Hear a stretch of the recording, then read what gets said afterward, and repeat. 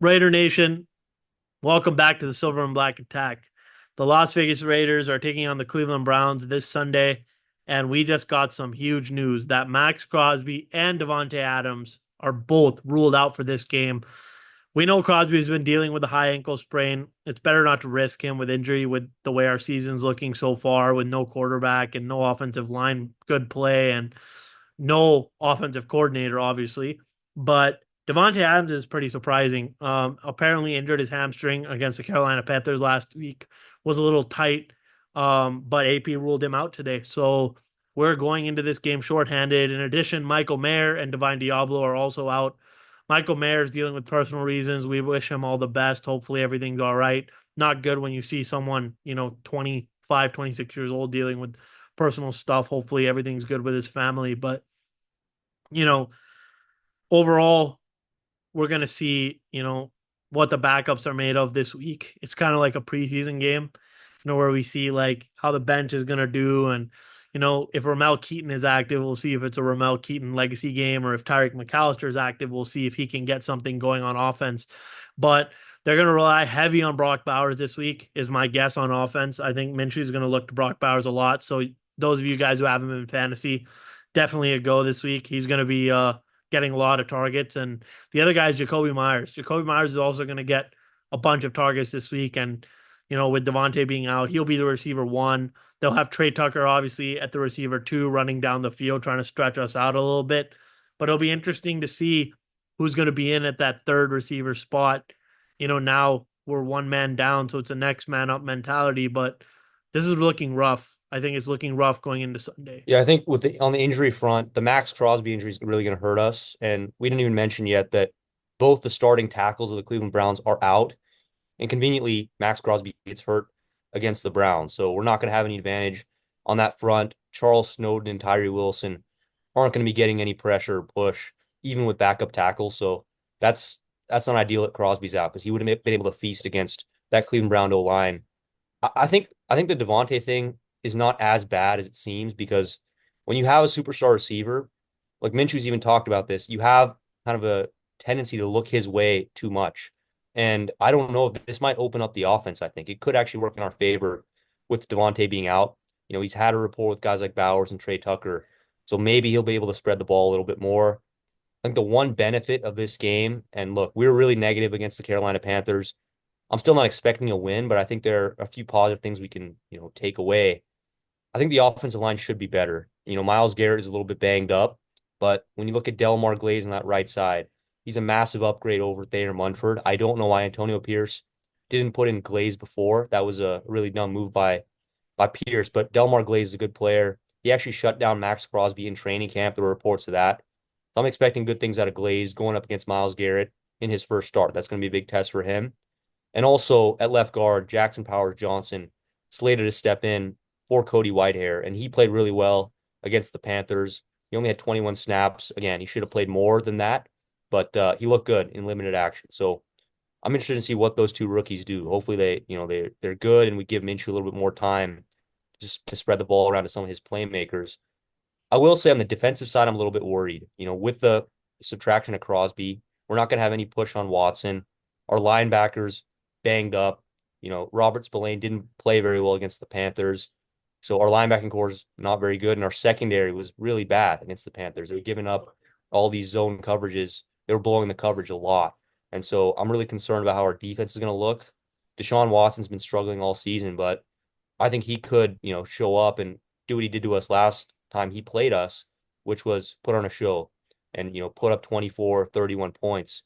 So I think it's up to our defense. If they want to win this game, they got to play better, hold them to under 17 points. But I don't think that's going to happen as of right now. So we just got to wait and see.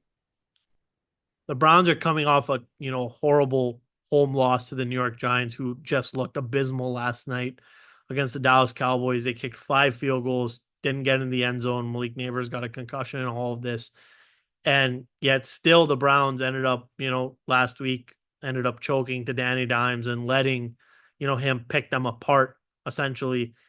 But if you look at the Raiders defense tomorrow, based off last week's performance against the Carolina Panthers, I mean, you guys shouldn't be expecting much in terms of pass rush. Obviously, no Crosby means no pass rush. Christian Wilkins can come inside, but he's double teamed inside most of the time. Tyree Wilson, as we've talked about for months and months and months on this podcast, is a bust and cannot do anything. Literally just tries to overpower like he did in college, but you're not going to overpower, these 6, 7 tackles who are, their mountain of men, protecting Deshaun Watson's blind side as well. But the other guy, Charles Snowden, I mean, in the Charger game, like the first 2 drives, he had good pressure, and then we haven't seen him since then. Since then, his name has not been called.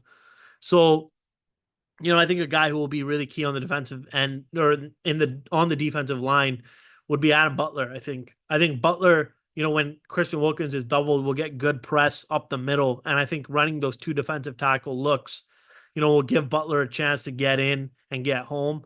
But that's again a really optimistic look at everything. It's been very hard to be optimistic about this team, over the past week or so. Now, we were all hyped for the Carolina game. We were thinking we're going to go into this game 2-1.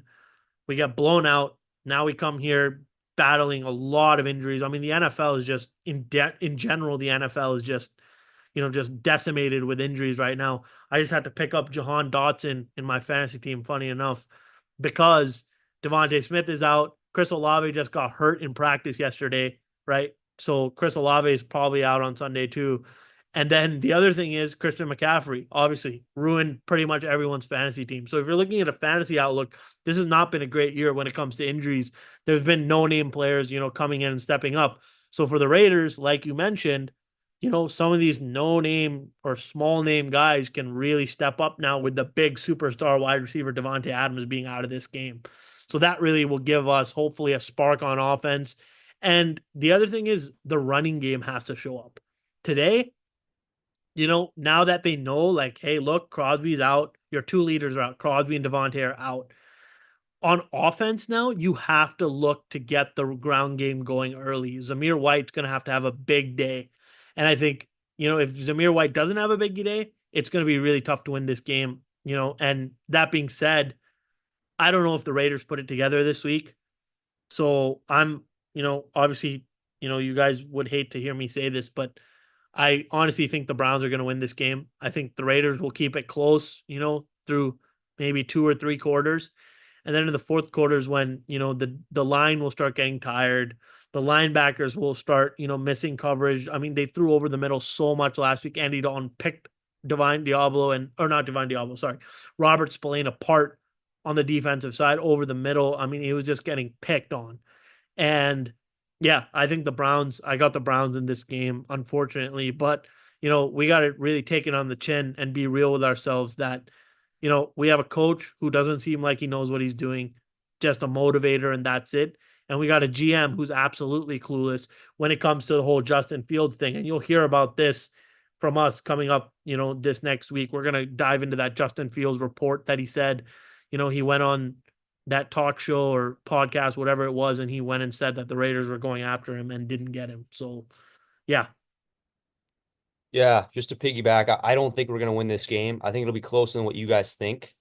I think the Browns are just going to score too many points on offense for us to keep up. I think our defense is going to be really exposed without Max Crosby.